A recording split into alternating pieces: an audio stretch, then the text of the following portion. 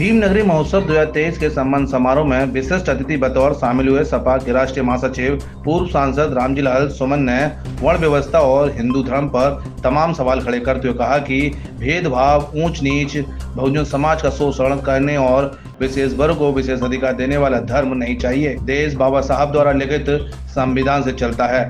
संविधान सभी धर्म जाति के लोगों को समान अधिकार प्रदान करता है। धर्म परिवर्तन क्यों होते हैं, इस पर मंथन होना चाहिए, न कि धर्म पर राजनीति। सपा के राष्ट्रीय महासचिव के भाषण की सराहना की गई और भीमनगरी महोत्सव तालियों से गूंज उठा।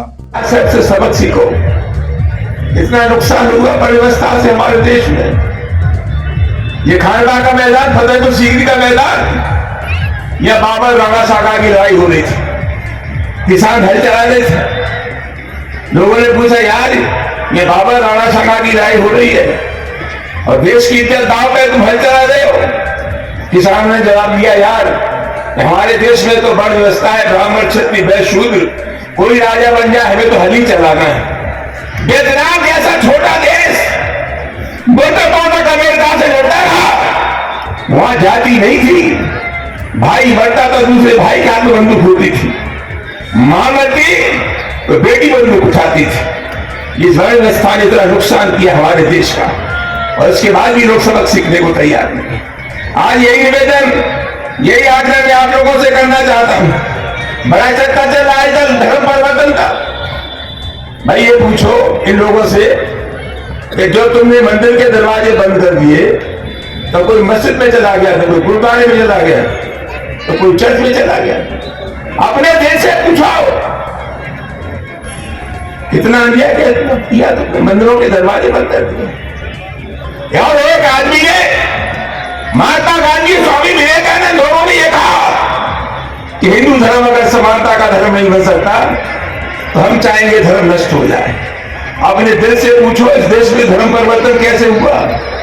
जब एक आदमी ने देखा कि मंदिर के दरवाजे तो बंद हो गए, लेकिन जब नमाज पढ़ते हैं तो चाहे छोटा हो बड़ा हो एक साथ खड़े हो जाते हैं। वहां ये नहीं देखा जाता है ये दलित है, शूद्र है, बड़ा समझा। लंगर चल रहा है, अरबपति खरबपति महिलाएं जूतियां साफ कर रही है, तो कोई गुरुद्वारे में चला गया।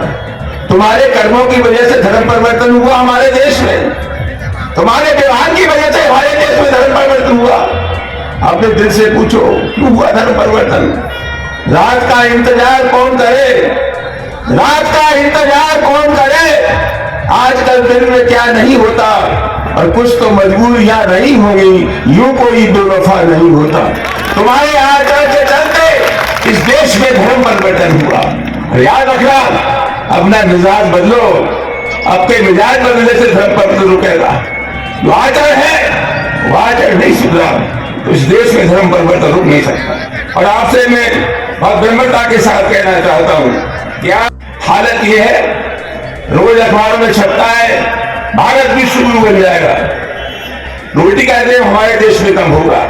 रोटी है, स्वास्थ्य है, शिक्षा है, तमाम मामलों में तो हम नेपाल और बांग्लादेश से पिछड़े। ये धर्मगुरु बनने से रोटी मिल जाएगी। एक बार भगवान गौतम बुद्ध ने अपने शिष्यों से कहा कि जाओ ये प्रचार करो, कल मेरा धार्मिक प्रवचन होगा। भगवान बुद्ध के चेले गए, एक आदमी से ऐसा मिला, कोई बात ही नहीं की। जब शिष्य लौट के गए, भगवान ने पूछा क्या करके आए? बोले भगवान कल आपका धर्म प्रवचन होगा, उसका प्रचार करके आए, लेकिन एक आदमी में ऐसा मिला कि उसने हमारी कोई बात ही नहीं सुनी। भगवान गौतम बुद्ध बोले मुझे उसके पास ले चलो। ले गए। बोले यार कल मेरे चेले आए थे और तुमने कोई बात नहीं सुनी? उस आदमी ने कहा मैं बात क्या सुनता, मैं 4 दिन से भूखा था। भगवान गौतम बुद्ध ने उसे खाना खिलाया और खाना खिलाने के बाद अपने चेलों को डांटते हुए कहा, जिंदगी में एक बात याद रखना, भूखा आदमी धर्म की बात सुनने को तैयार नहीं है। पहले उसके पेट में रोटी जानी चाहिए। रोटी से बड़ा सवाल दुनिया का कोई सवाल नहीं। धर्म गुरु बन जाएंगे, रोटी का बजाय धर्म गुरु बन जाएंगे। किसी का बेटा तालीम हासिल न कर सके, धर्म गुरु बन जाएंगे।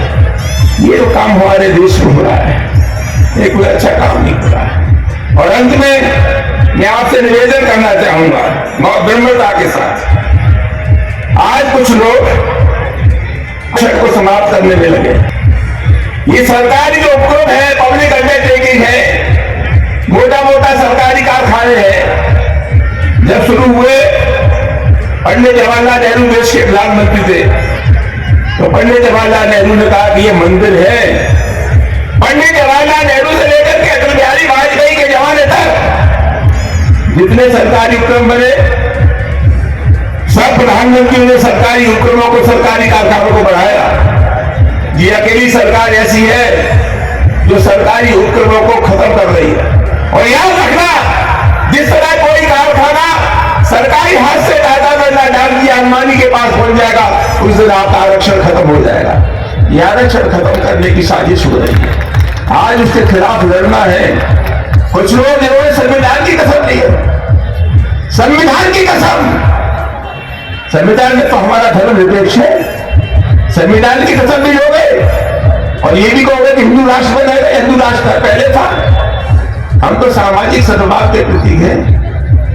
हम तो ये चाहते हैं जितने भी धर्म के लोग हैं प्यार और मोहब्बत से रहे, एक दूसरे का सम्मान करें, ये हम लोग चाहते हैं।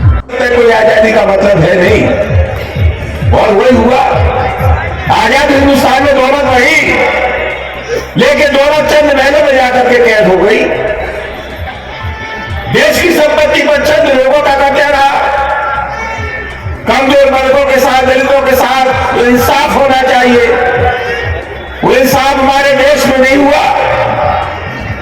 और अगर मैं पढ़ूं तो बिल्कुल ठीक है। पंछी ये कहते हैं कि चमन बदला है, पंछी ये कहते हैं कि चमन बदला है, सितारे ये कहते हैं कि गगन बदला है, मगर शमशान की खामोशी तो ये कहती है कि लाश वही सिर्फ कफन बदला है, कोई बुनियादी तब्दीली हमारे देश में नहीं। तो डॉक्टर अम्बेडकर जिस तरह की आजादी चाहते थे, उस तरह की आजादी हमारे देश में नहीं मिली। दोस्तों, आजकल एक बड़ी अजीब बहस है।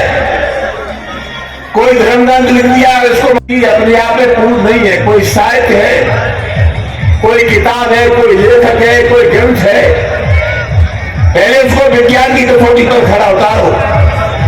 हम उस साहित्य को क्यों माने जिस साहित्य में वर्ण व्यवस्था की बगावत की गई हो? हम क्यों माने उस साहित्य को? आप हमें जबरिया बातें नहीं कर सकते। मैं कबीर को बहुत मानता हूं, लेकिन कबीर का अपनी बीबी रूही से झगड़ा हो गया, तो कबीर ने कहा औरत और दाहिर है, नागिन है, खा जाएगी। मैं कबीर के नानी वाले पक्ष को नहीं मानता। आप जबरिया मुझे कैसे मनवा लोगे? मैं वही मानूंगा जब समता का भाव हो, मैं वही मानूंगा जब बड़े व्यवस्था की आलोचना हो। हम बड़े व्यवस्था को मानने वालों के साथ नहीं चल सकते। और आज मैं यही निवेदन आपसे करना चाहता हूं, साहब कैसे मान ले? जब हिंदुस्तान की आबादी 30 करोड़ थी, तब उस समय 33 करोड़ देवता हमारे देश में थे। मैं कैसे मान लूं, मैं कैसे मान लूं कि हनुमान जी ने सूरज गर्म अपने मुंह में रख लिया था? मैं कैसे मान लूं कि सप्तऋषि ने समुद्र को सोख लिया ऋषिकेश ने? मैं ये कैसे मान लूं? ये जो जमीन है वो नाक के फन पर लगी है। दोस्तों, हम उसी बात को स्वीकार करेंगे जो विज्ञान की कसौटी पर खरी उतरती हो। हम 15 कौम की बातों को मानने को तैयार नहीं है, हम आदमवर को मानने को तैयार नहीं है, हम नकोसरों को मानने को तैयार नहीं है। जो हमें कमजोर समझते हैं, दलित समझते हैं, ऐसे किसी विचार के साथ हमारी सहमति हो नहीं सकती। और जो आरक्षण और जो बड़ी व्यवस्था को मानने वाले लोग हैं, यो तो हर एक शख्स का ईमान होना चाहिए, शर्त लेकिन है कि वो इंसान होना चाहिए। और हो जहां शिव की अजाने और खुदा की आरती, वो इबादत का हिंदुस्तान होना चाहिए। ऐसा हिंदुस्तान हिंदू धर्म के मानने वाले इस्लाम वालों की इज्जत करें, इस्लाम वाले सिख धर्म वालों की इज्जत करें। एक ऐसा निजाम, ऐसा समाज बनना चाहिए हमारे देश में। इस देश में बाबा साहब के लिखे हुए संविधान में किसी को धर्म के नाम पर नंगनाच करने का कोई अधिकार नहीं। और मैं कहना चाहता हूं, कोई गलतफहमी के शिकार मत होना। जाति और धर्म से देश नहीं चलेगा। ये देश अगर चलेगा तो बाबा साहब डॉक्टर अम्बेडकर के बनाए हुए संविधान से चलेगा। दुनिया इसी तरीके से जीता है। आज यही आग्रह करना चाहता हूं। मैं कमेटी के लोगों को धन्यवाद देता हूं कि उन्होंने यह बुलाया। बहुत बहुत धन्यवाद। मैं हृदय से उनका आभार प्रकट करता हूं। क्योंकि मुझे अभी कहीं जाना है तो मुझे माफ करेंगे। बहुत बहुत धन्यवाद।